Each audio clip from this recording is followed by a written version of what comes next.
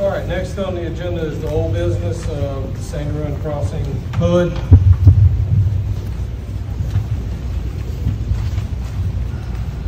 So, do y'all? Yeah. So, All right, the developers got a presentation to make to answer the questions that were posed last time.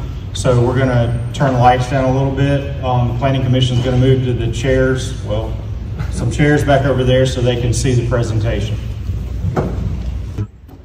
Good evening. Good evening, everyone. My name is Josh Rabin. I introduced myself at the meeting last month. I'm the managing partner at Civil Engineering of Columbia, and we are the engineer that is representing the developer for this project.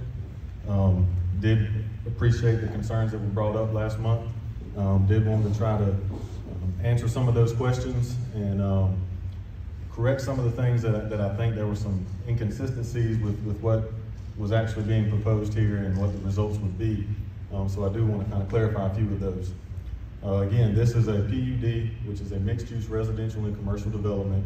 The proposed name is Sandy Run Crossing. And it is at the intersection of I-26 and Old Sandy Run Road, the northwest quadrant. This is a photo on the left of Woodland Crossing, which is an existing neighborhood in Chapin. This is the proposed amenity style that is being proposed for this development. On the right is a picture of Village Green.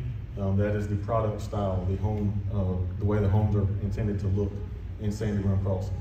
So just to kind of give a visual of what the intent will be. Some of the public concerns that was brought to our attention: overdevelopment of the county, rural county landscape, keeping the rural county landscape, traffic concerns, overburden on services and infrastructure, overburden on schools, and then property rights and increased taxes. So I want to kind of just go through these real quick.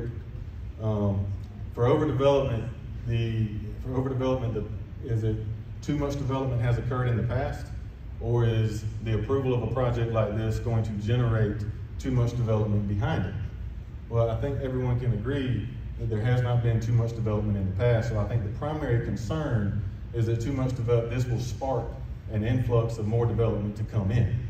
One of the things to consider on this is we're not asking for a rezone for an existing district. This is a PUD, which is specific to what the land use can be. So it cannot change. The precedent of a PUD the precedent of the PUD, you approved it here, the next person will come in, well, you got to approve it for us too. I don't think that applies here because we don't have another piece of property that falls into the category that this one does, and I'll explain that in just a minute. The other concept is as long as the existing landowners don't sell their land, then there will be no more development that comes after this. All right, you can see this kind of goes in with overdevelopment and the rural county landscape. You can, sorry, wrong button. So we're right here. We're bordered on the east by I-26, to the north by industrial development here, this is SEPA. To the south by industrial development, this is the Calhoun County Industrial Park. The western boundary is undeveloped, but 3 of the 4 boundaries are industrial use and interstate highway. There aren't any more properties, or there are very few, I don't want to use exact language, there are very few properties that fall into that criteria that are basically in an industrial use zone. So we're not developing a farm, we're not developing, I know there's a very nice, this piece of property right here across from the gas station, the cows and everything right there, I mean, nobody's taking that away. The existing zoning as it stands now, we have industrial along the interstate, commercial along the Old Sandy Run Road, and this is the rural residential as it stands right now. I want to walk you through the traffic generated from the Calhoun County zoning ordinance. So I'm going to take you to SEPA, which is just north of this property, using this as an example. This is a 6-acre piece, and then there's 3 buildings on that property. One is 61,000 square feet, 26,000 square feet, and 6,000 square feet. So add that up, you've got 93,900 square feet of gross floor area for SEPA on a 6-acre piece of property. So that brings us to about 15,650 square foot an acre on average. Now, why am I telling you that? Because the industrial zoning that is currently there, you've got 17.9 acres to the north. There is a wetland area here, so obviously that's not developable, so we're removing that. And then you've got 15 acres to the south. So that's 33 developable industrial acres as it sits today. So if we apply the same CFA, which is right next door, 15,000 square foot per acre, multiplied by that, you've got 516,000 square foot. In the Calhoun County Land Development or Zoning Ordinance, that 6.97 trips are generated for light industry based on 1,000 square foot gross floor area. That equates to 3,500 daily trips industrial use as it sits today. Quickly going through the commercial, 20 acres. For an example, I used the Dollar General right in Sandy Run. You've got an acre and a half of property and about 10,000 square foot of building. So I do the calculations again. You've got about 7,300 square foot per acre, 20 acres of commercial development, that's 147,000 square feet. In the commercial, you've got different uses. You have general office, retail, and they each have a different use. They range from 70 trips per day all the way up to 692 trips per day, and I think fast food with the drive-through is in the 700 range. So to be conservative, we used 100 trips per day, 14,700 trips per day with the commercial zoning as it sits today. Lastly, residential zoning. We've got 71.1 acres. The rural residential is 1 unit per 2 acres, 35 units, 9.55 trips, basically coming straight out of the Calhoun manual, 334 trips. So as the property sits today, it can be developed and generate 18,000 trips per day. The proposed zoning is 304 residential units and 11 commercial acres. Using the same baseline criteria that I just went through, that totals 11,000 total daily trips at full build-out. The proposed development, based on the Calhoun County Traffic Generation Manual, will generate a 41% reduction in traffic generated from development.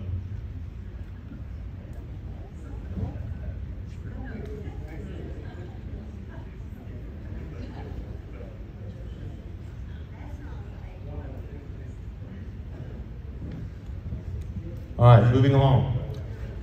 The traffic concerns, we have discussed this with DOT. There are no current plans for improvements to exit 125.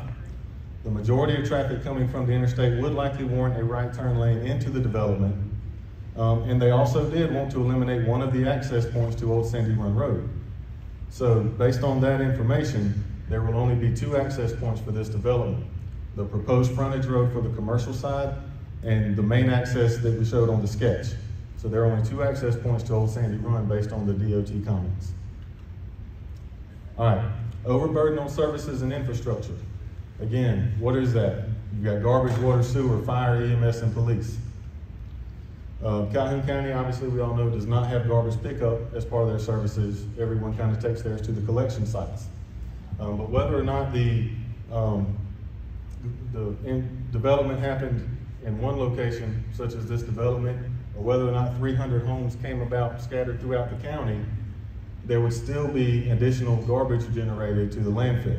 So it's basically a negligible impact. There's one, obviously the majority of these would use the collection site there at the corner of 21 and 176 at the split. But whether or not it happened in this development or whether or not 300 units came and spread out every 2 acres, it would still generate the same amount of garbage. For water, Calhoun County will benefit from an expanded water system. Not only will the developer be paying to install all of the infrastructure, deeding that to the county can capitalize those assets, and then there are now 304 new water customers for additional county revenue. In addition, 304 residents at $850 tap fees, which is what they are currently, is about $250,000. So the county's not paying any money for water. Same thing with sewer. They're not taxing any of the sewer that's not already there. The same thing, if we grow concentrated 300 units in one area or 300 units spread out, we're assuming that people are going to move into Calhoun County. There are going to have to be additional trucks, additional personnel either way, but a concentrated growth promotes shorter response times and shorter travel times versus county sprawl. Overburden on schools. The school here is Sandy Run K-8. According to the Census Bureau, there's been a 7% decrease in the population from 2010 to 2020. Persons under 18 years is 18%, persons under 5 years is about 5%. So there's not a lot of young people in. And then next year, Sandy Run K-8 has multiple grade levels that are going to have reduced classrooms. They're going from 3 classrooms down to 2 because there's not enough students to support it. Private property rights and increased taxes.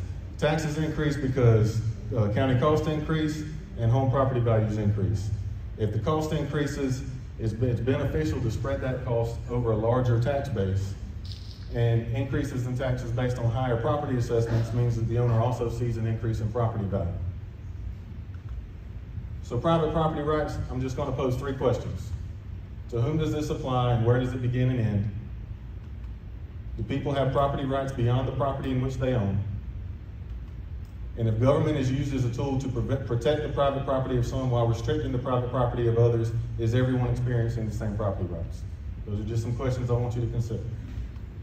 And then lastly, one of the big points at the meeting last one, and I'm closing, is what is the purpose of the Planned Development District? Promote the appropriate use, to do so in a manner that will enhance the public health, safety, morals, and general welfare of the county. Public health, a reverse and declining population trends to promote vitality of the county and the community, shorter response times for EMS, fire, and police. Safety, we're reducing the traffic trips by 41% from the existing zoning, and there are fewer access points onto Old Sandy Run Road. Morals, who is moving here? There could be people moving in from outside of the community, there likely will be, and probably the concept that we don't want those people here would not be a moral position to take. But there are also people who work in the community currently, teachers, industry, who do not have a place to live in the community currently.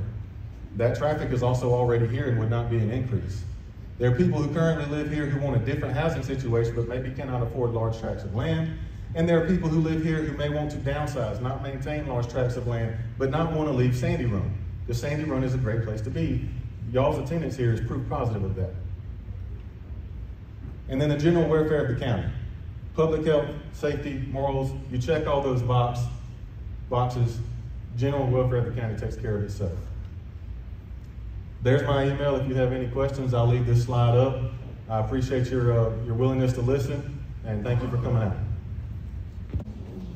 All right, first on our list, again, remind you, we got a 3-minute time limit because we got close to 20 people being out. So Amy Hill's first.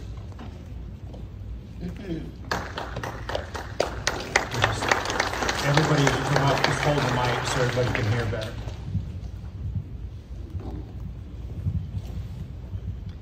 Thank you, Chairman Hill and the rest of the commission for, and I can't see all of you, and I'm sorry. I do want to just mention to everybody that is here, and we're not supposed to talk to the crowd, so just make sure you don't talk to the crowd and you direct your comments to the commission. That was a really enthralling presentation that was just given to us, but I'm going to tell you a little history. I had a speech planned, but I'm changing it because I moved to Lexington, South Carolina when I was younger. It was a one-horse looking little town, much like Sandy Run. Not going to tell you what year it was because I'm old. But I watched that place grow up from not having a Walmart to being very rural to having a Walmart to having a super Walmart and to having so much traffic that you cannot get through there on that two main veins.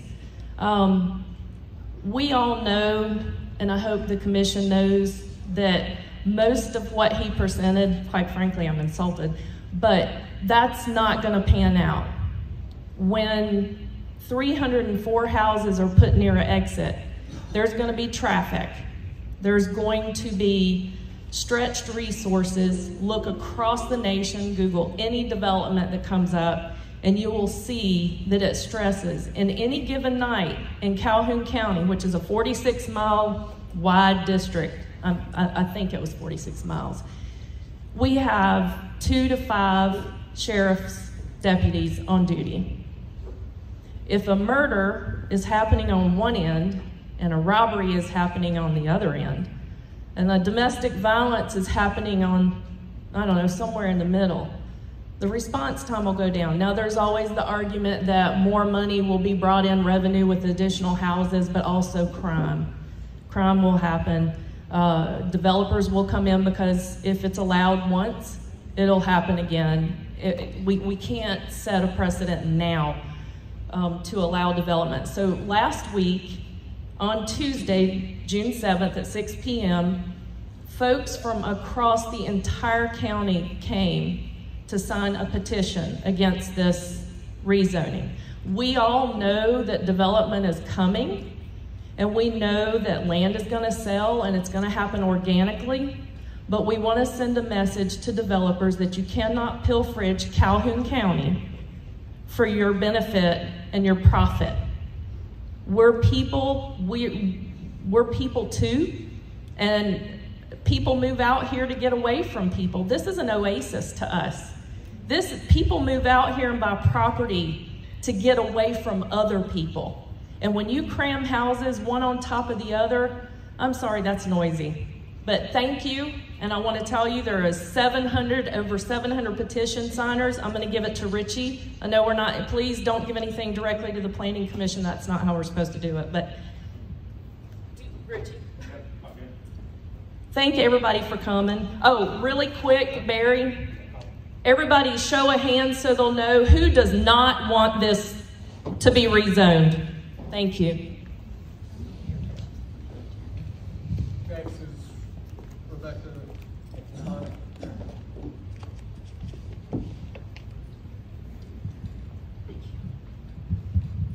Thank you. Thank you for letting me speak. I just want you guys to remember back a couple years ago with the Planning Commission and the citizens were in a debate over this very zoning document that's in question tonight. At those meetings over the course of months, we debated, discussed, and gathered input from the citizens and made amendments to this zoning document. The growth patterns for the area were agreed upon at that time. The Planning Commission and County Council voted and approved the zoning document and the growth patterns. The Gateway property was zoned rural neighborhood. Were we all in error? Was the document that was completed by a paid consultant in error? I want you to think about those two questions. We paid $130,000 for a consultant, so I think it would be right. I don't think it was an error.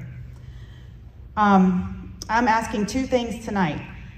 Please do not rezone the property in question, and please instruct county administration to explore removal of PUD or anything like it altogether on the zoning ordinance so we don't have to come together and do this again. Thank you.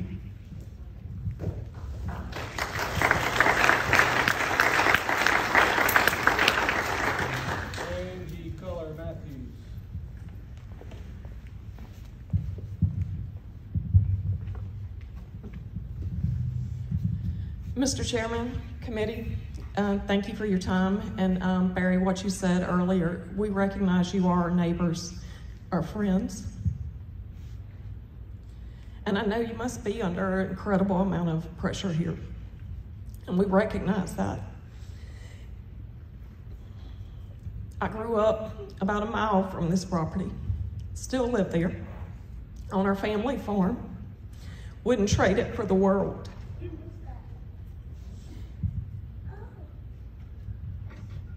In 2019, Sandy Run residents were invited to participate in surveys and public meetings regarding the future zoning of our county.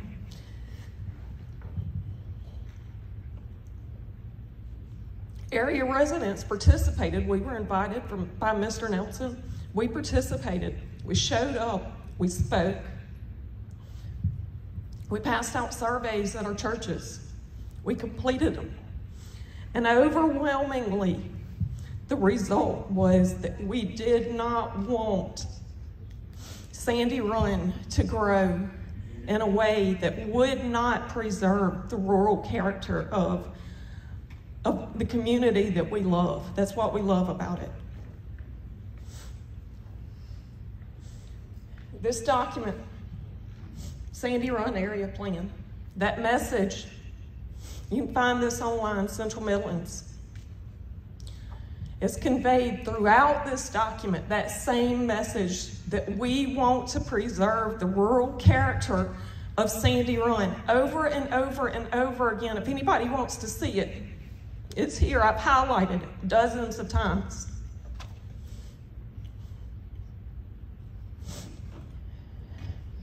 We're residents. We live there every single day.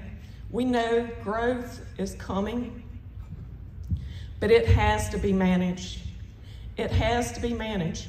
And when we attended those meetings and we were given the opportunity to give our input and tell you what was important to us, and to tell Mr. Gardner what was important to us, it meant something to us.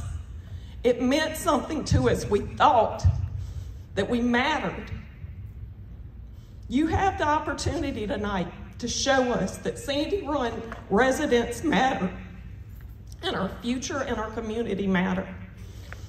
On May 19th, I left you with a question. I posed a question and it wasn't answered. The question is, this property is zoned RN, residential neighborhood, which allows for 1 dwelling per 2 acres. My question was, why is that not sufficient?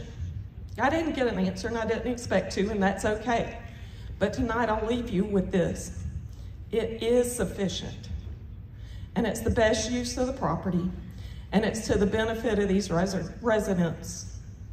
Thank you.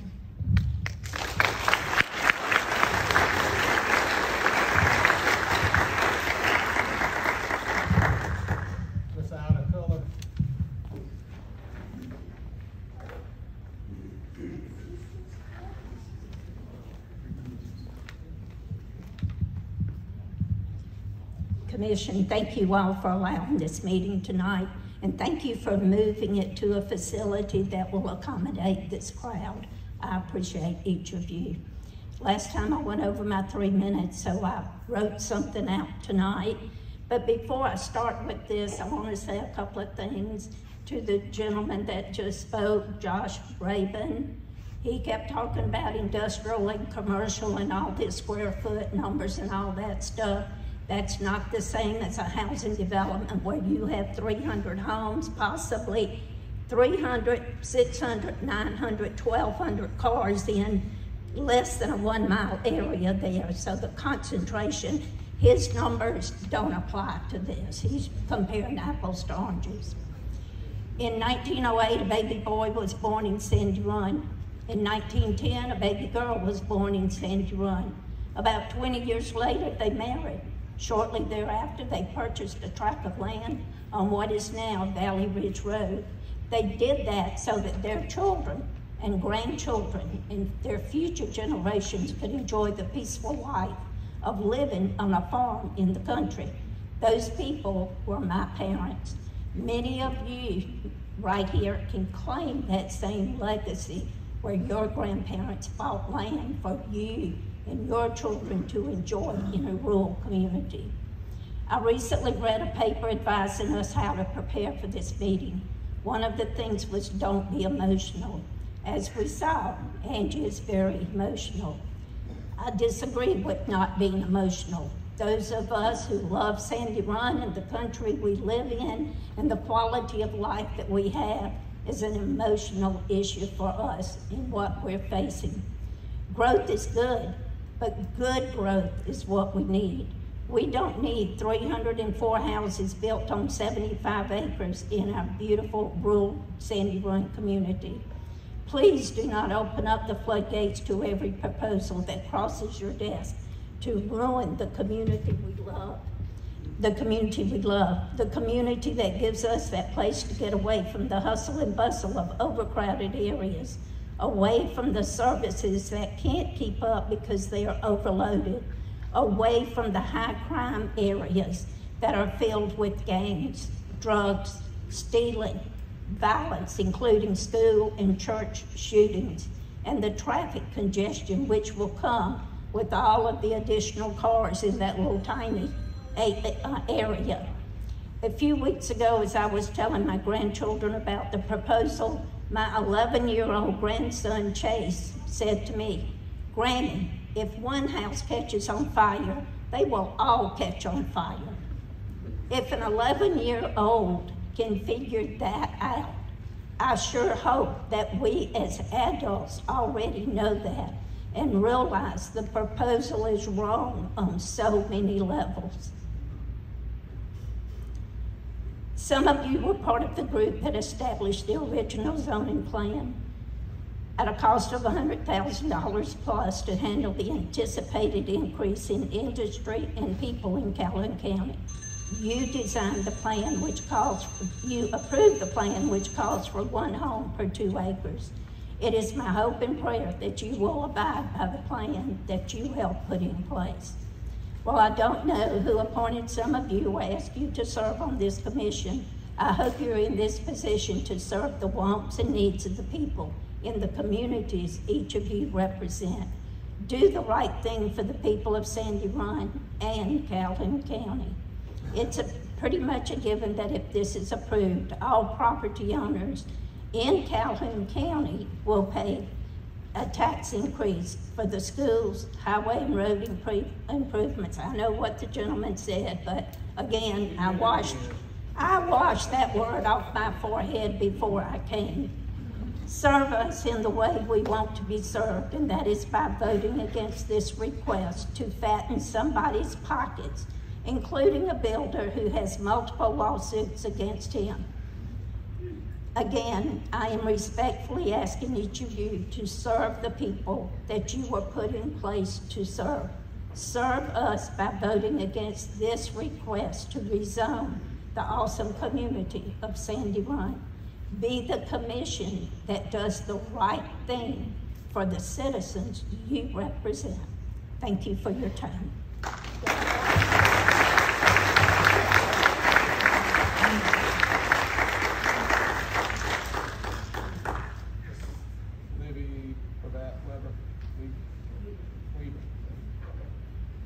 Right like a doctor.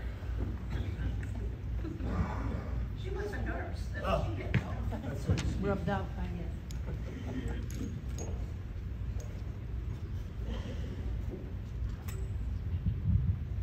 My name is Elizabeth Pravat Weaver. I'm from Sandy Run. I'm a lifetime resident of Sandy Run. I came to school in St. Matthews, but I love Sandy Run. I've lived there for 75 years. Hold it up. 75 years, excuse me. And that's where I want to continue to live. I do not want a rezoning plan. I like Sandy Run the way it is, and I am praying that it will stay that way. When I was a child, the old folks would say, "You've got the cart before the horse." I think that there are problems that we have already, like not adequate coverage of the county with the sheriff's department. We don't have I-25 where when an accident occurs, every exit in Sandy Run is blocked. There are things we need to look at before we start bringing in more people. And we can't handle that if we don't have the other things in place as we should. We have at least 4 very nice housing developments in Sandy Run. Creekside, Pine Cone, Baker Mill Lake, and another one which I can't remember the name of. But we don't want the crowding. Ida has mentioned you can't take care of a fire when you have 3, 4, 5, 6 houses right there where the fire starts, and then everybody loses a house. We don't have firemen that are paid in Sandy Run. They are volunteer firemen, and we need more firemen. We need more equipment. Those are things that need to be taken into consideration before we decide to bring that many people, that many cars and trucks and so forth into Sandy Run. I would very respectfully ask that you consider this. Sandy Run means a lot to many of us. We love it, we love each other, we love being there and living there, and we like the rural community that it is. We don't want it changed. We don't want it rezoned. Thank you.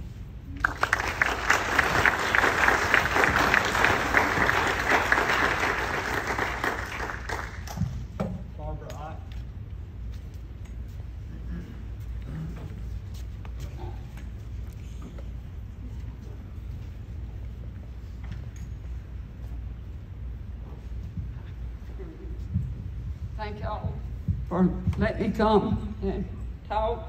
I don't have a whole lot to say, but I am one of the offsprings from that little boy and that little girl that got married back in 1922. I do not live in Sandy Run. I live in Orangeburg, but I have a piece of property that was left to me from my mother and father. I've been offered quite a bit of money from my piece of property. I told them that piece of property will go with me till I die. I will not sell it, and I do not want all this stuff that they're talking about doing to ruin something that means so much to us. That's not really what I got up to talk about. The main thing, when at the last meeting, I didn't know about it until a day or two before. I asked a question after the meeting, was this notice put in the paper? And I think it was Mr. Hall told me he did put it in the T&D. Well, I live in Orangeburg, and I did not see anything in the paper. However, I went home, I looked back through all the papers. He said it was about 2 weeks prior to that meeting. I did find the notice. It was in the classified section of the paper on Mother's Day. And this is the article, that I found. I had to get a magnifying glass to read it. Now, can Calhoun County not afford to put something a little bigger in the paper? And maybe don't put it in classified section? Maybe that's where it was supposed to go. I don't know. But I went back, also, Mr. Paul said, it was on the Calhoun County website. I went in there and I searched. And this thing is listed under 3 different ways. It's under Gateway, Cloverleaf, and finally under Sandy Run Crossing. So if I had not gone to the meeting, I'd have never known anything about it. Who would know to look under, if I'm hunting something in Sandy Run, why wouldn't you have Sandy Run in the name of it? But also, I have one question. How will this housing development benefit the people of Sandy Run community? Now, I heard what the gentleman said, but I don't see, and I'm old, and I don't have a whole lot of education, but I do have common sense. And I don't see how what he said will actually benefit the people that live in the community. Thank y'all.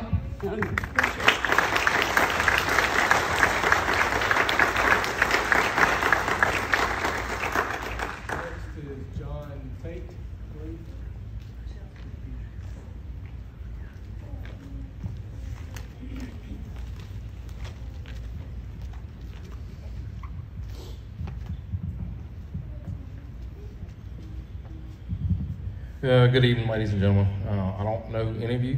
I'm new to Sandy Run. I'm a South Carolina native. I grew up in Lexington County, like the young lady said earlier. And I did over 20 years in the United States Army. When me and my wife, when I told her, when I asked her permission to retire, we came back to Lexington and didn't recognize it. Borderline disgusting of what has happened. Because the last time I saw it, the Ford dealership was the last establishment, and it was rural. And a friend of mine said, well, Jay Coon, the sheriff, lives in a great neighborhood. You should go look at it. And honest to God, if anybody's never been over there, you should go look at it. You cannot turn a push mower around between the houses. That's not what me and my wife are looking for. After 20 plus years in the Army, I had become tired of people and people problems. So we moved out here to get away from that. I don't want to see Calhoun County turn into Lexington 2.0. That's why I'm here. That's why my family's here. Lexington, and I don't know if the people voted on that. We're new here. I don't know if we get a chance to vote on this, but I think it should be left up to the majority of the people in Calhoun County to decide something like this. That's the reason I've had to take my son out of public schools, put him in a private school, because I think we as people have lost our right to speak for ourselves. I'm tired of politicians speaking for me and my family. I think the people have, 700 signatures have spoken pretty well, but I think it ought to be on a ballot personally. I think it ought to be up to the people. That's just my decision, or my opinion. That's really all I got to say. I'm not going to stand up here and ramble. I'd like to say to the developer, that was a well-organized, beautiful presentation and very well articulated, but there was a number that was left off that I did not hear, and that was, what's the developer's financial benefit? Mm-hmm. Amen.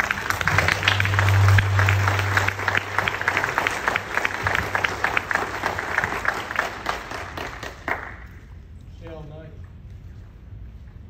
Ms. Knight?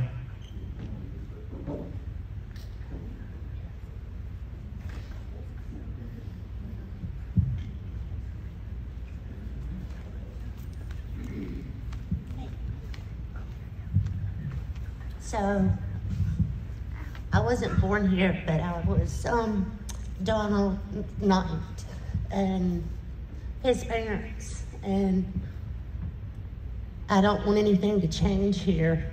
I want everybody to stay right where they're at, where their homes are, how they're, and everything. And I'm sorry that I just get emotional, but I just hope that this comes to the point that we can all still have our Sandy Run community forever.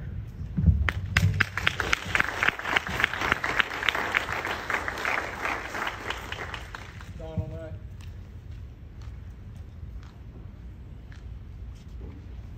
Well, Donald's coming up.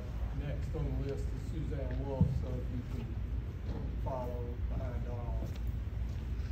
I'm sorry, was I up? Yeah, you're up. I was trying to work ahead. Okay. I'd like to thank you all for giving me the opportunity to speak. Those of you that know me, I've lived in Sandy Run all my life, as have my parents and my grandparents and their parents. They built Sandy Run. Well, we're sitting right now. Our family has been there since 1794. Sandy Run wasn't even Sandy Run. It was part of Saxe-Gotha district. They fought to make Sandy Run what it is. Now y'all want to turn it into Casey? If I wanted to live in Casey, I'd sell everything my parents worked for and move to Casey. I love my lifestyle out in Sandy Run. I love my privacy. I like to go out at night, hear the owls, hear the whippoorwills. People don't like snakes. Hey, I like seeing one crawl across the yard, because it lets me know nature is there. We're there. Our hearts are there. We're not going to stand by silent and let an outsider come in and run over us. As for whatever he was saying about police protection for our property or whatever, don't come on my property. I'll protect it myself. Thank y'all.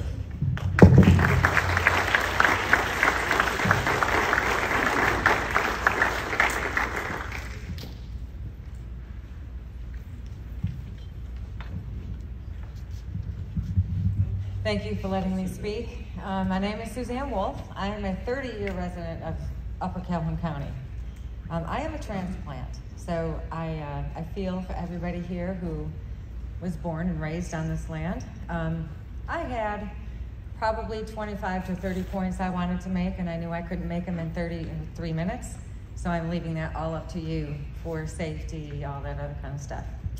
I'm going to try and paint a picture for you, if I can. I grew up in Chicago, Illinois, the suburbs, okay?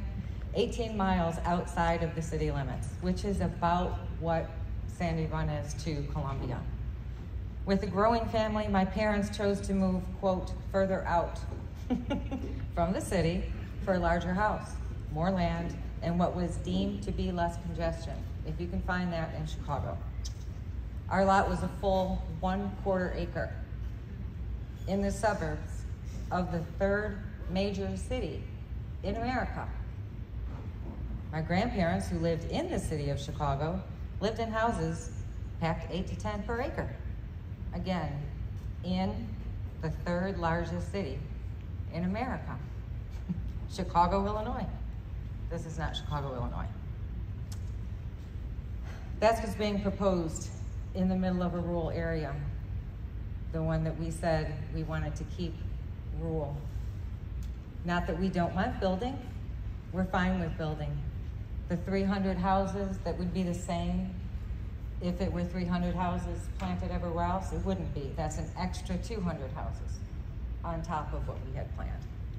So I give effort for your numbers, but they're kind of wrong.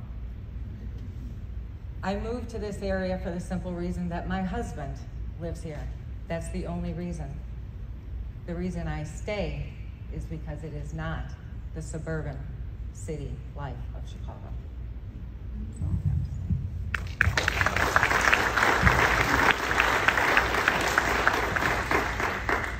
Marcy Zimmerman.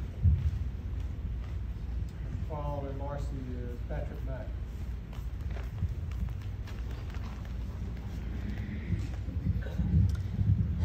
So I timed this at home and it was like 1 minute, 30 seconds, but I hope it won't be so fast. My name is Marcy Zimmerman and I'm a local real estate agent, and I also live directly across the street from where this development is being projected. Sorry I did not attend to this. My daughter passed away in November, and because of this development, my husband and I decided to put our house on the market. And frankly, I'm not ready to do that. Sorry. What I wanted to bring to the table this time, since I had time to prepare, because I spoke last time and it was very much on the whim, was just a few facts concerning my part as a realtor and a citizen of Sandy Run. About 35% of my calls that I get for housing from buyers are for people wanting to live in the country. And out of the 35%, I would say 50% of people are wanting to live in this very community of Sandy Run. But they want larger tracts of land because that's what we are. That's what we're supposed to be out here in Sandy Run. I've sold many houses in neighborhoods very similar to the one proposed, and they are hard to get in and out of. People are parked on the street, which make it very difficult to get up and down the street. And no matter how much green space you have for pools or playgrounds, it is very congested almost constantly. I know that houses would sell even if it was kept at the current zoning of rural. Holding to this current zoning standard will allow much more sustainable rate of residential growth while maintaining the rural character of the community for years to come. I feel like approving this request will set a precedent from this point forward of ignoring the citizens and the laws that have been put into place thus far. Not to mention more developers that would want to come in. Less than 2 years ago, this very zoning was passed and put into place. I'm asking you all to please do not pass this rezoning request through. From what I understand and have researched is that Gateway is doing everything legal by requesting the rezone, and everyone has that right. But I'm asking that the Planning and Rezoning Council to please deny it. To me personally, this is about listening to the citizens who live in Sandy Run. Thank you for allowing me to speak.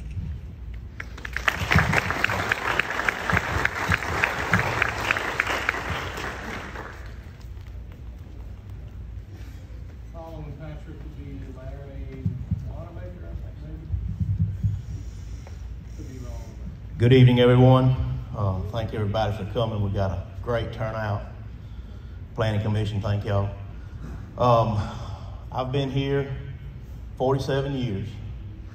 My mom and dad, my mom's here tonight. He's lived here his whole life. He's 80 years old. We're Max. Our family's been in Sandy Run a long time. There's just a few things I want to say, and they've been mentioned previously, but regardless of what Josh said, our roads can't handle what's coming. We see what's happening on the interstate every Friday, just about every Friday, every Sunday, sometimes on Saturday. 176 is completely congested. You can't get out your driveway. It's terrible. We can't have that. We can't have 304 houses on 75 acres of land. That is just crazy. And our school, our school might can handle a couple more kids, but 304 houses, you're going to have at least 2 kids. We don't have that kind of room. Our fire department, God bless them. They work 40 hours a week. They're volunteers. One of these houses catch on fire, the ones up front are going to be approximately 10 foot apart. 10 foot apart. All right? One catches on fire, the one on the left's going to have heavy damage, the one on the right's going to have heavy damage. It's just not feasible. Again, every time I go to the garbage dump, one's full and they over there packing the other. Every single time I go to the dump. And yes, we do have a garbage collection service, but you got to pay for it, and some people can't afford it. Again, we're busting at the seams at the garbage dump now. It can't handle no more. The water and sewer that's going to be provided for this subdivision, you're going to get a meter fee. The county gets a meter fee. But what they ain't thinking about is the maintenance of these water lines and these sewer lines. For one thing, water is usually buried 48 inches deep. Okay? Yeah, we probably got the equipment to handle that. But these gravity sewer lines that's got to be fed at this pump station, God only knows how deep they're going to be. In the business I'm in, you got to have trench shields and things of that nature to be able to keep your guys safe. Our little water and sewer department, they don't have any of that. So that's going to have to be subbed out to somebody that does, which is going to cost a lot of money that the county doesn't have. And the last, and I'll hear the bell going off, is law enforcement. Again, one of the ladies spoke about, 2 or 3 deputies that are on duty all the time. There's no way that they're going to be able to keep up with what's coming in. And, I don't mean to be rude, but when you build these small houses right on top of one another, I mean, I don't have to say, what's coming. Everybody knows. Thank y'all for your time, and don't change this zoning. We need to leave it 1 house every 2 acres. Thank you.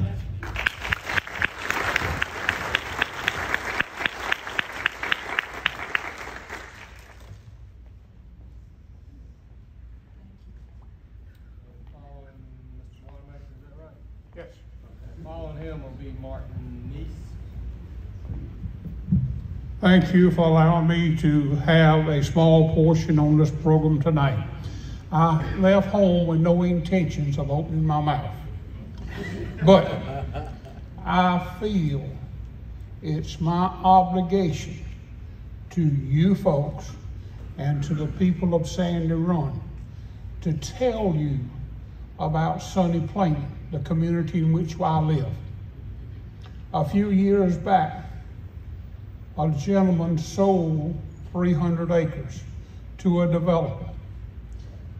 He was allowed to put a house or manufactured home on 2 acres. They had to be at least 2 acres. Folks, I live within a quarter of a mile of that subdivision. It has ruined my community. And now you're trying to vote to ruin another community? Shame on you when they allow 1 house per 2 acres. I live in a community that I've been there all my life, 72 years. Now, across the street 2 entrances to this subdivision. We have many sex predators living there. We have drug problems that the law enforcement is up there at least 3 to 4 times a week. We have the ambulance service that needs to put a substation up there because they're so regular there. And we don't have but 1 house per 2 acres. Just think if we had to put 1 house per 1 acre, because we're talking about a 300-acre subdivision. Folks, there's more to this county that means more to these people here of a nice place to live, to enjoy the true Southern life like many of you do. Now you're going to take that away from them. I'm sorry. I cannot support you, and I cannot support the decision you will make if you allow this developer or any developer to come into Calhoun County and not at least abide by the rules that you helped set years ago. Thank you.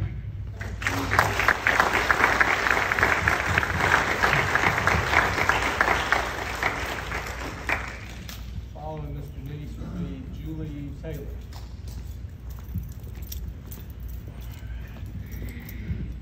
How are y'all? Thank you for letting me speak. Pretty much long story short, everything that they're saying is correct. The fire department's too immature for this build, the police is too immature, the roads are too immature, everything, there's nothing positive, there's nothing, it's hard to explain. There's no growth. It's kind of like putting a Mentos in a Coke bottle. And what's gonna happen is that it'll expand, and everything that the man said, excuse me, I don't remember his name, everything that he said, maybe for a little while, but long term, it's gonna set everybody down. And I don't even want to talk, I'm a commercial and residential plumber, been doing plumbing for 14 years. It just looks, just from looking at that one sheet, it just looks ungodly to me. I mean, there's everything, it just appears to be too small. I mean, the average sewer size is 4 inches coming out of a house. And then he was talking about the meter, what was it called? The meter, what you paid? Yeah, there you go, thank you. Your tap fee. He said it was $850 and it was this huge number. Well, that's great now, but what about in the long term? That's the problem. And then, like I said, the roads are way too immature. My wife goes to get our kids. We live on one side of 26 and that school's on the other. And just now, every time there's a wreck in between the exits, she's stuck. So imagine, 300 some odd houses, that's at least 2 cars a piece. Do the math, there you go. You're gonna have that daily regardless. So I just think that the county, honestly, is too immature, and it's honestly a bad decision. Sandy Run's great the way it is. That's why I moved here. I moved here 2 years ago. I've been being chased by developers all my life since I was 14 years old. And it's just a bad decision. But, I leave that up to y'all, so thank you for your time.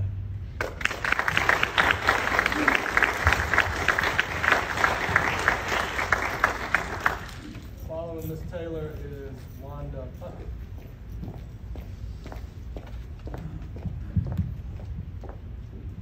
Thank you for giving us the opportunity to speak. I don't have a whole lot to say. Our family's property is as close to this development as anybody in Calhoun counties. We have 2 boys that we have really loved raising out in the country where they have just acres and acres, our acres or our family's acres, to run around safely without encroachment from neighbors, neighborhoods, that kind of thing.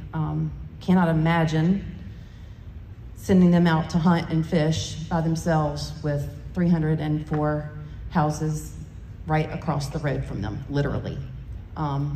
Those children in that neighborhood will be looking for something to do other than the pool. I mean, the pool's great, but that'll hold their attention for, a minute.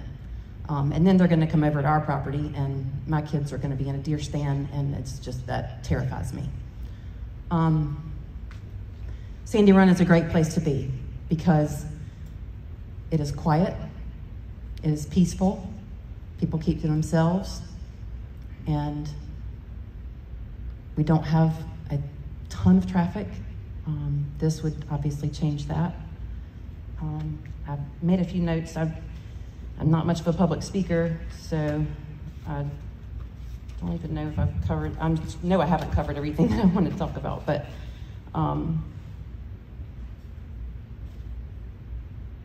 I can't imagine Sandy Run with a stoplight, and you know that's coming next.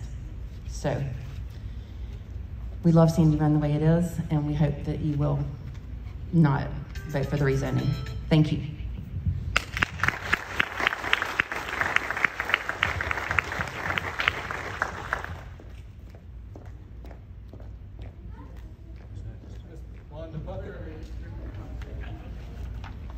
Ms. Puckett. Ms. Puckett. I'm going to be here for this. Everybody here's coming. Ray Hendricks. I'm going to take a speak for her.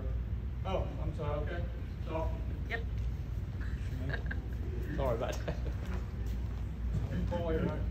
Yeah. Yeah, McCoy's. You know how the McCoys are. Good to see everyone. Thank you for the wonderful turnout. I just kind of want to talk about the traffic a little bit. I've been in Sandy Run since I was 7 years old.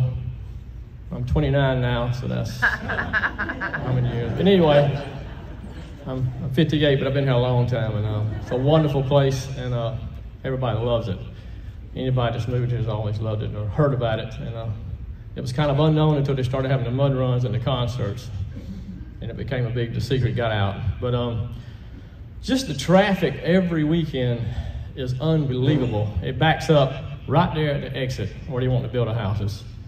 And it's a total nightmare. And then 176 that runs through Sandy Run, total bumper to bumper. It's just like, I just can't even believe it's happening. Can't believe it's a Sandy Run. Bumper to bumper, you can't get anywhere. I can't get out of Tidwell Lane where I live. And then they cut through, my son lives on the road, Valley Ridge. He lives on Valley Ridge Road, and the traffic cuts through there trying to avoid what's going on 176, and it's a total, just people are flying around the curve, very dangerous, very dangerous. They'll come around there side by side. We've been around the road before, but just the traffic aspect, there's no possible way that this will work putting 304 houses with hundreds of people. It would be a catastrophe. So just that aspect, and many, many others that's been brought up. Thank you.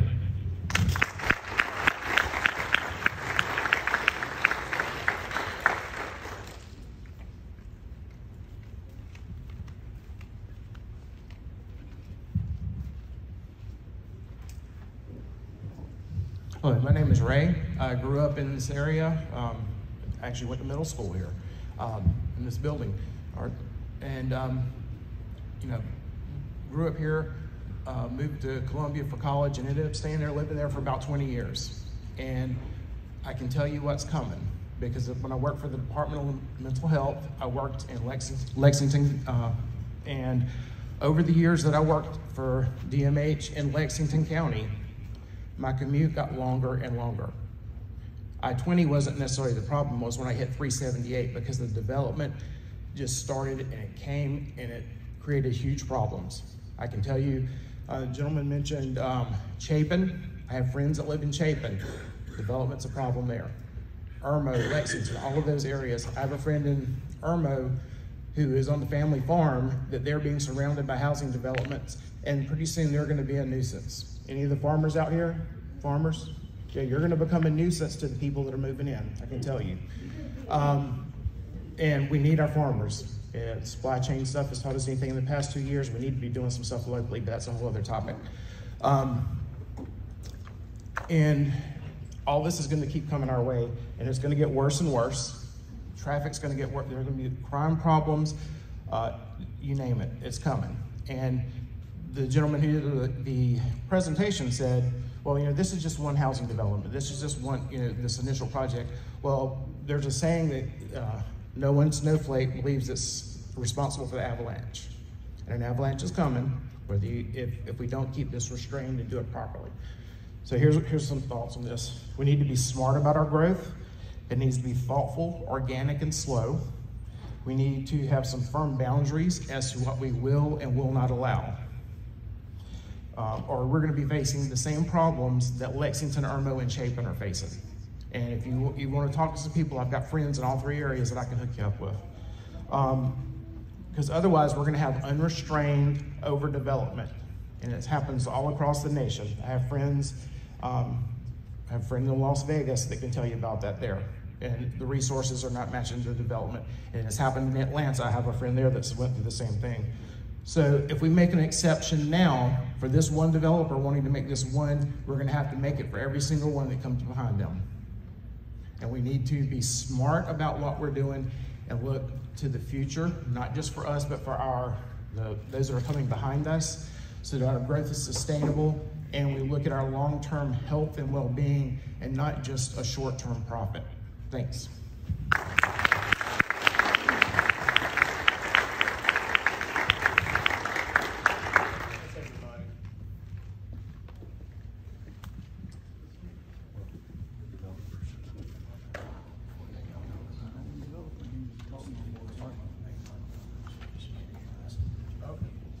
So we'll have the developer, the applicant gets to come and speak last, and then the planning commission will discuss it and make a vote if the developer wants to speak.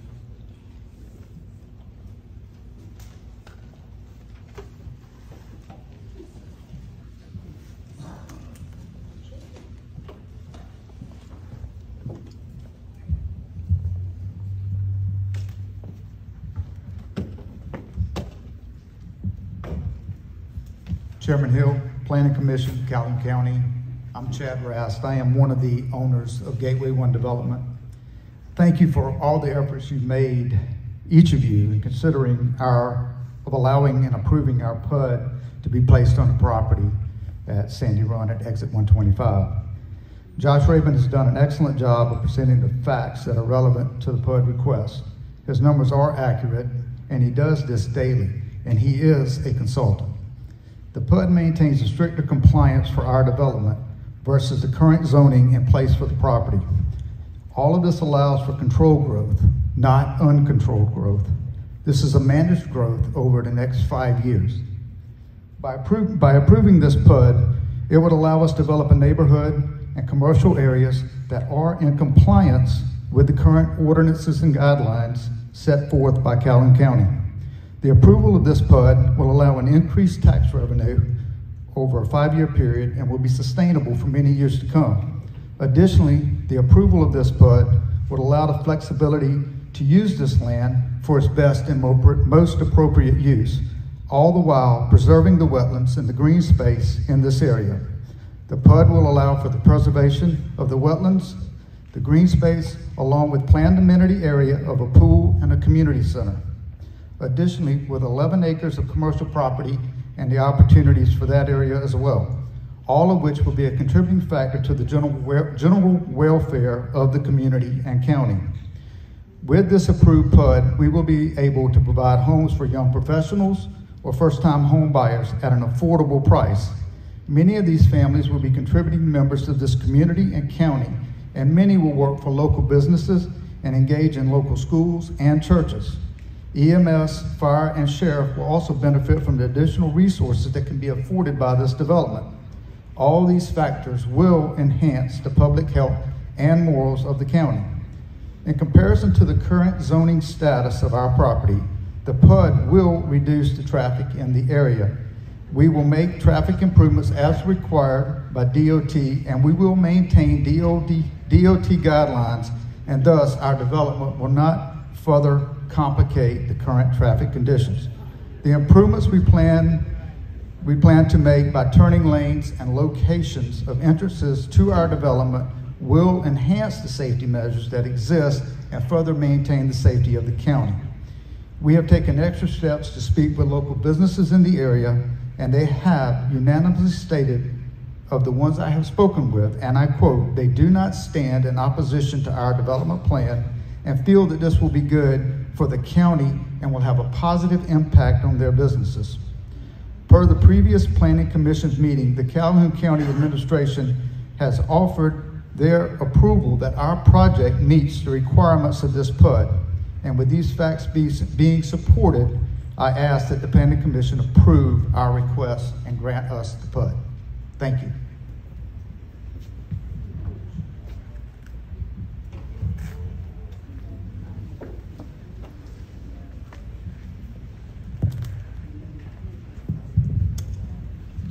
Thank you, sir. I, again, appreciate our public comments and all, and you know, I haven't been sleeping much, so I lay in bed at night, all this stuff churning through my head, and I might have slept an hour last night, but so I hear all this that we've kind of been presented tonight, and it's been, somebody's been reading my little speech here, I believe, because like Ms. Bonnet brought up and many others, you know, we passed this Sandy Run plan back like 2 years ago. Mr. Nelson was holding meetings, we were getting all the input, just like what everybody said. We paid a consultant, all that. So I'll just put my engineer's hat on here because that's what I am. I am an engineer. So I kind of think in requirements and specs. So as we've talked about, this tract of land is rural neighborhood, excuse me. Community commercial along Highway 31 and then industrial along the interstate. So the definition in section 5.4 of our zoning ordinance speaks to minimum lot size, 1.5 acres, one dwelling per 2 acres. Setbacks on the lots, 150 feet, front setbacks 40, side 20, all that. So I just kind of throwing out some numbers here of if we use the PUD, you know, the areas that they're talking about for these proposed lots. The sewer lots are about 5,280 square feet. That is approximately 0.12 acres. So, and they're talking about 260 houses on that. That is a 550% increase over the rural network spec. The septic lots are going on approximately 0.35 acre lots. So the PUD would be requesting 34 homes on that, and that's about a 79% increase over the RN spec. So, you know, the PUD is requesting 304 homes on 88.5 acres. That's 3.4 homes per acre as compared to what it's currently zoned for the 59 homes over 88.5 acres. So if you go on and read more into our zoning ordinance in section 6.12, the rural residential site plans, it speaks to some more specifications on a rural network. Rural neighborhood. So the purpose of this section is to ensure the new subdivision in the rural districts are compatible with the rural characteristics of the surrounding areas. It's also encouraged the designation and protection of the common open space in the new subdivision of rural space. I think we got some common space, so that's a good thing. Maintain existing wooded areas along the county streets. Looking at those plans, I don't see where a tree will still be standing along those streets. Protect the water quality through the maintenance of riparian buffers and preserve significant healthy tree canopy. Been no talk. I understand this is kind of sort of comparing apples to oranges, but this is what we have it zoned for now. And when they bought the property, they knew what the zoning was. And so this PUD does not encourage any of the significant tree canopy with the concentration of houses there. And then we also talk about the preservation of tree preservation, the 24-inch trees on the property. So we do go on to talk about trees. I don't know if any thought was even given to the existing trees there and where all these houses are going. So that's another major concern for me. So, you know, we've heard both sides. Everybody's got an opinion of this language in 5.12. We're talking about the purpose, and it is to enhance the public health, safety, morals, and general welfare of the county. You know, I can look at it from my point of view, or where I think. So my thought here on public health, it is an impact to the public health of, I think it would be for these residents. I don't know if anybody's ever stood near the interstate and listened to that road traffic. Would you want to sit out in your backyard and just hear the roar? My wife and I get up every morning at 5 or 6 o'clock and we walk 3 or 4 miles. And I hadn't measured it by the way the crow flies, but we're 2 miles from that interstate. We can hear the truck traffic. We can hear the roar of those tires, those straight pipe 18-wheelers. I mean, you can barely hear the birds singing sometimes, and we're a mile or more from there. So I don't know what these residents, if they would even get that feel when they came to look at that, just that noise. So, you know, who would want to go sit by this nice pond that they have there and listen to that noise? I mean, so who knows, these residents might come to county council or the planning commission saying, we want some type of buffer from that noisy road there. So who's going to pay for a berm or metal wall or whatever's going there? So that's kind of my 2 cents on public health. Impact to safety, everybody's talked about this tonight. The fire and EMS, we're stressed as it is. We have a volunteer fire department. These minimal setbacks, like Mr. Mack brought up, one house or 11-year-old brought up, you know, one house catches on fire, they're all, it's just gonna be and I don't know what response time is for our fire department, but I know these guys and ladies and gentlemen have day jobs, so, you know, they're not sitting at the truck waiting on this. We talked about law enforcement, how many deputies we have. I know they're looking for deputies all the time.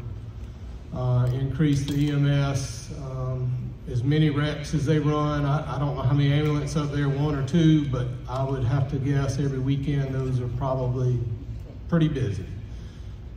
Traffic impact, anybody's been over on Highway 31, it may say 45, and you might see 1 car a day going 45, but everybody that comes through there doing 55 and 60.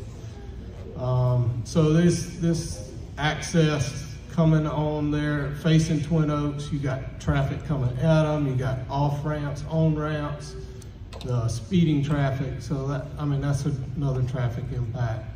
Everybody's talked about the wrecks there at 125, so kind of beating that horse.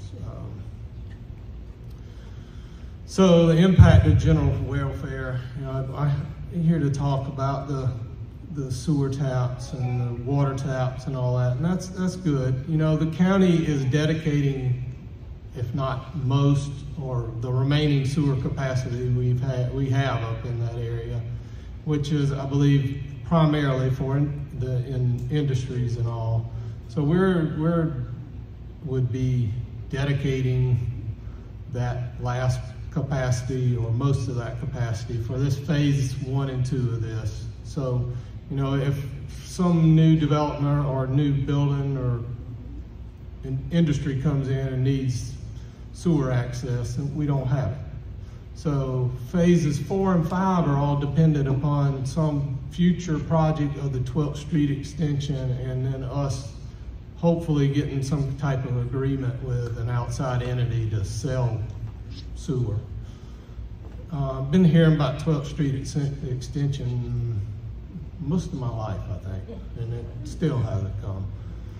So, you know, if we build phases 1 and 2, and it's 10 years down the road before we get this extension and get a sewer agreement, you know, that's, who knows where the developer is? Are they gonna come back and build phases 4 and 5 or whatever? So, you know, those issues haven't been talked about tonight. Those are all contingent upon that. So, you know, we talked about the school district. I have not talked to the superintendent. I've only talked to my daughter, who's a teacher at Sandy Run K-8, and she will be impacted next year. She teaches like 15 students now, and next year she's talking about they're gonna have 30 students. So the impact there, I don't know if the numbers are down. I think it's more of the choice of the school district to raise the student level per teacher. So that's kind of my talk about that. So going on to section 512.5 of our zoning ordinance. Site plan showing the proposed area and all, probably most of you already read this, but at the end it speaks to when we're talking about the access and harmonious and beneficial relationship of the structures and contiguous with the off-site property. So we're talking about going from rural trees to open spaces and all to 300 homes stacked on 88 acres. So to this end, the commission may control vehicular access by plan limitation. So that's kind of talking about that. So, you know, if you continue to read section 512.8, the action of the planning commission. So that's where I will rely on my fellow commissioners. The action of our planning commission and county council may be to approve this application, to include modifications, or to deny this application. So I will ask my fellow commissioners to consider all these concerns and all these concerned citizens to think about that. We do have the option to deny this. This is a far departure from what we zone this area, rural network. And what trust can we show the Sandy Run citizens who we just, I won't say sold, we just had this whole Sandy Run plan development. What will this show? And we told them, we got your back here. We want to control this development. We don't want it, we want it to continue to be rural, just like Ms. Culler brought up. How many times in the Sandy Run plan we talked about rural? So I will ask for the support of my fellow commissioners that we do deny this proposal. So.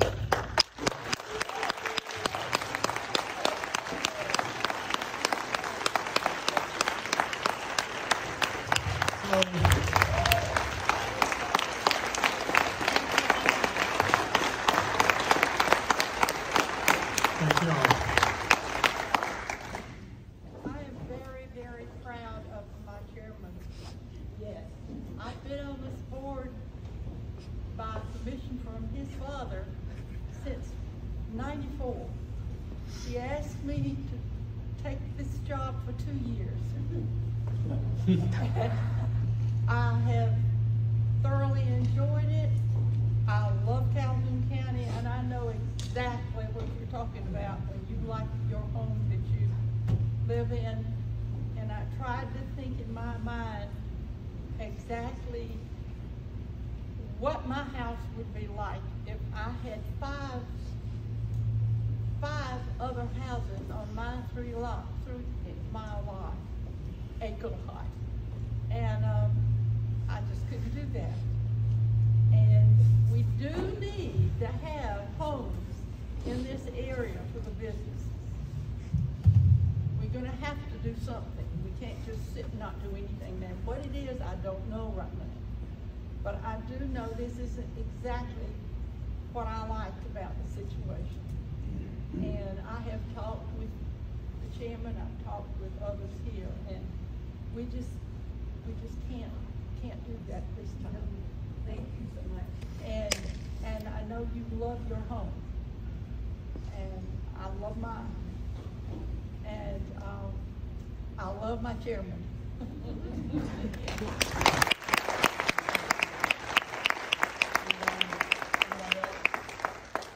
Anybody else got any comments they'd like to?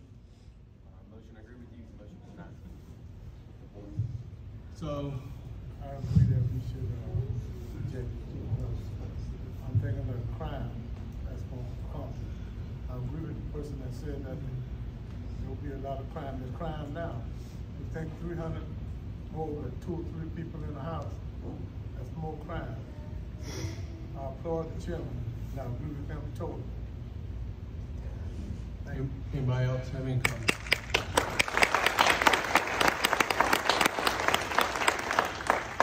Got something to say, Mr. Howe? I think I agree with everybody on the board. Let's make the motion and vote on it. All right, so do we have a motion on the floor? You got a motion and a second. Oh, okay, I didn't. So we have a motion from Mr. Stepp and a second from Mr. Kitt to deny this rezoning or this PUD application. So no further, I was gonna say, if there's no further comments, we'll vote. So all in favor signify by saying aye. Aye. Aye. All opposed likewise? All right, motion carried unanimous. So.